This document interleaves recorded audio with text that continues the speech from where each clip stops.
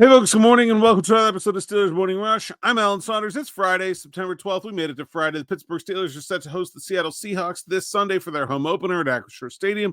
And I've got an X's and O's question, which means it's whiteboard time here on the YouTube channel. Excited about this one. I think it's going to go really, really well. So I got a DM from Seabass, who asked, do you think you could do a morning rush on explaining simulated pressures, given that we play Seattle this week, and it'll be a big talking point? Thanks. Love the show. Love you, Seabass. Great name also. I will not say the quote, but you know what I'm thinking. All right. To talk about simulated pressure, it's very interesting. Arthur Smith was asked about simulated pressure in his press conference on Thursday, and he brought up Dick LeBeau. Now, he brought up Dick LeBeau because he was kind of tweaking Mike McDonald and saying how he used to tweak Dick LeBeau. But there's a thread here of connection, okay? This is going to get long and complicated, but we're going to try to go through the history as fast as we can. Okay, so defense, old school 3-4 defense. This is what your father's high school defense looked like, probably, unless they ran like the Bear or something because it was single A and nobody threw the ball. Okay. You can rush 4 from this defense very, very conveniently. You can also blitz 2 of these guys, leaving your 4 defensive backs and one of your 3 linebackers in coverage. That is called man-to-man coverage, cover zero blitz, okay? So you can blitz, but blitzing is bad. If you blitz, you are really opening yourself up to a big play against you. Being able to create pressure without having to blitz is far better than blitzing, okay? And one of the things that blitzing does is it creates uncertainty on the offensive line. You have 5 guys here that are going to block. They know they're going to block these 4. They don't know where the other 2 are coming from.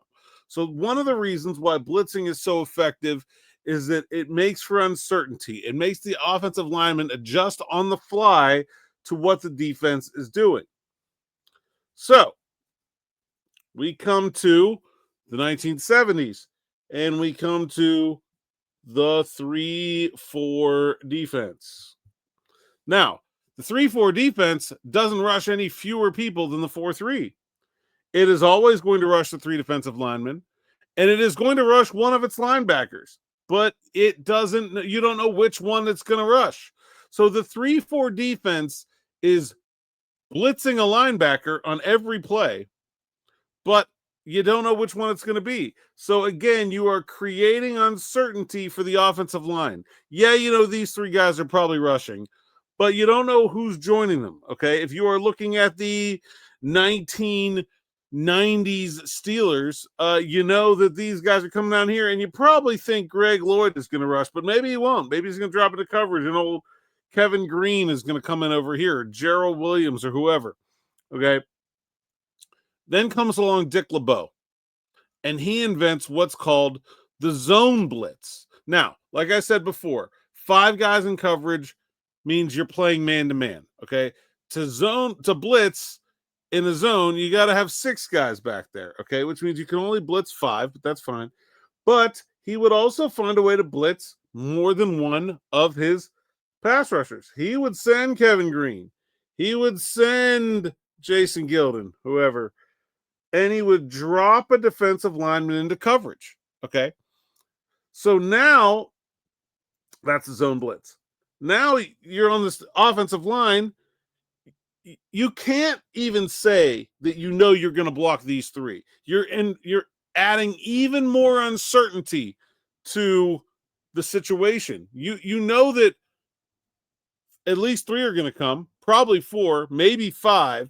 The Steelers don't really rush 6 a lot, but you have any idea what arrangement they're coming from. One of the classic Dick LeBeau blitzes involves sending both middle linebackers and dropping an end. Okay? So if you're this guard who's right here thinks, all right, that's my guy, now all of a sudden your guy is bailing into coverage, and you have to decide whether you're going to help the tackle with this outside linebacker or you're going to help the center pick up this inside linebacker coming across his face. You're adding uncertainty. This is a long way to get to simulated pressure, which is a Mike McDonald specialty. I don't think he invented it, but he has certainly helped popularize it. Out of 3-4 personnel, what if we just line up like this? Now there's no, you've got 7 guys across the line of scrimmage. Who's blitzing? Well, at least one of them is going to drop into coverage, right? You're one guy short to cover everyone if you rush 7. But any of these 6 could be blitzing. 3 of them, 4 of them, 5 of them. I'm sorry, any of those 7. 3 of them, 4 of them, 5 of them, 6 of them, in any combination. You are maximizing the stress on the offensive line, and they may not come. You may just send your 3 down linemen and 1 extra rusher. Okay. You may, and you can do this with like a twist too, right? So maybe you're going to have this nose tackle come over here and you're going to bring this guy over here. So you got to pass people. You got to communicate. You got to slide protection. You got to be prepared for an almost innumerable number of eventualities here with this alignment. And there are downsides if you can run against it. But one of the things that the Ravens defense under McDonald and the Seahawks defense now is good at getting teams into obvious passing situations. If you're in an obvious passing situation, you could run on this because there's no depth, right? So you can concentrate your offensive line blocking power in a small area, and if you get a crack, none of the rest of these guys are going to be able to get over to help. Your running backs immediately on the safety. So this simulated pressure alignment has weaknesses against the run that a traditional 3-4 zone blitz doesn't have, but it has advantages against a pass that it's even more difficult to deal with in terms of communicating from the offensive line standpoint and making sure you don't have any missed assignments.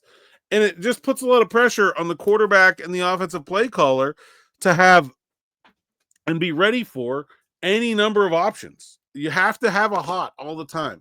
A hot is a receiver that your quarterback is going to throw to right away if all those blitzers come, which means there are certain route concepts you just don't, you can't run 4 verticals against that.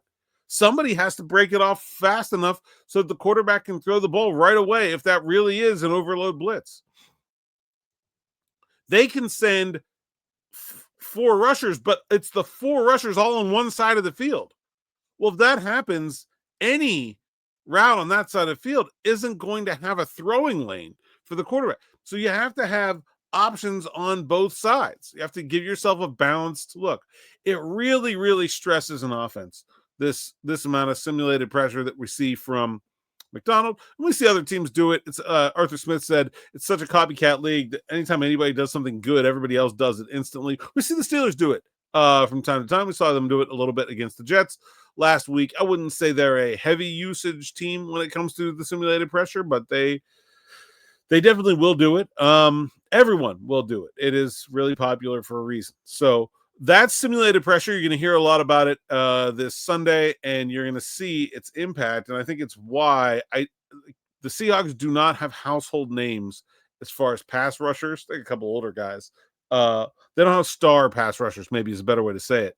But they will certainly still get after the quarterback. The X's and O's are why. Great question. Excited to get the whiteboard out today on a Friday. More of that kind of talk. Me, DB, Smitty on the afternoon drive. It's just about 6 p.m. here on the YouTube channel and your audio feeds. Make sure you stick around for that one. We'll be giving our final predictions for Steelers, Seahawks, and then we'll have a live post-game show on Sunday as well. Until then, thanks for listening. Thanks for watching, and enjoy.